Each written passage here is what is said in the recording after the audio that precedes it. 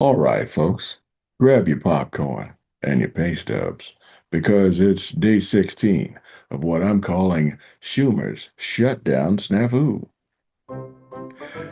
Yep, Senator Chuck Schumer, the self-proclaimed chess master of Washington, has managed to corner himself on the board this time.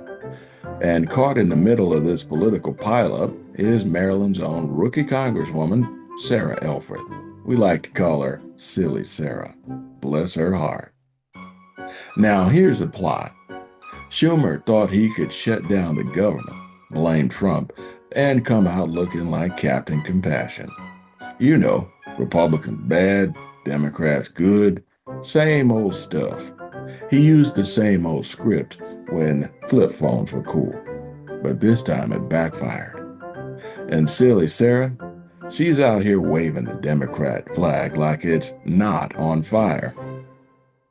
So, Sarah's doing her best, holding a press conference at BWI, thanking 44,000 federal workers in her district who aren't getting paid. She's co-sponsoring something called the Help Feds Act. Basically, sorry you're broke, here's some unemployment. That's like handing a guy a Band-Aid after you crashed his car. Why? Because Schumer's grand plan, demanding trillions in new spending for the Affordable Care Act subsidies and Medicaid tweaks, that has Americans going, wait, what does this have to do with my mortgage? Why do I need to fund the neighbor's yacht before I pay my electric bill?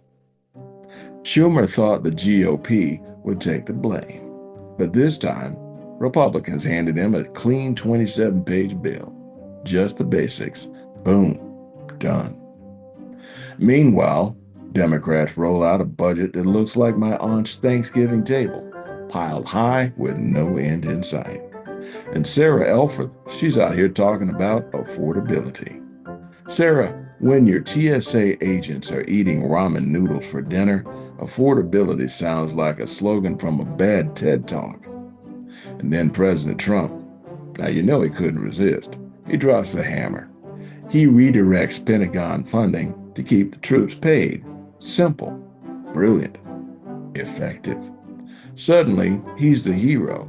And Chuck Schumer, he's the zero on TV saying it's unconstitutional to pay soldiers during a shutdown. Really? Oh no, Chuck. How dare we pay the troops?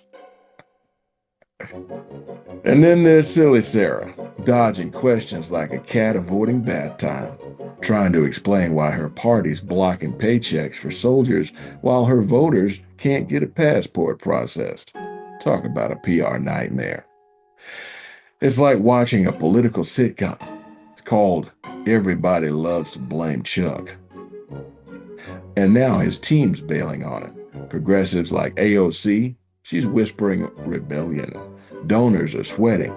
And silly Sarah, she's trying to defend a plan that's polling worse than gas station sushi.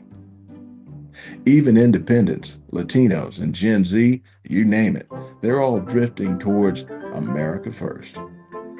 Chuck built this trap for Trump, and now he's the one stuck in it. So, what's the lesson here? In Washington, power isn't about how loud you yell, it's about who controls the narrative.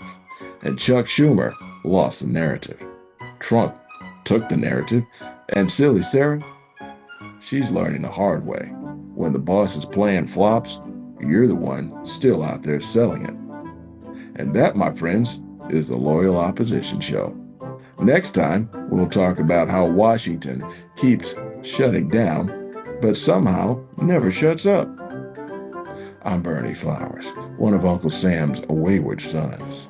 Thanks for tuning in to the Loyal Opposition Show. If you like what you heard, click the like button, click the subscribe button, and share it with your friends. Bernie, out.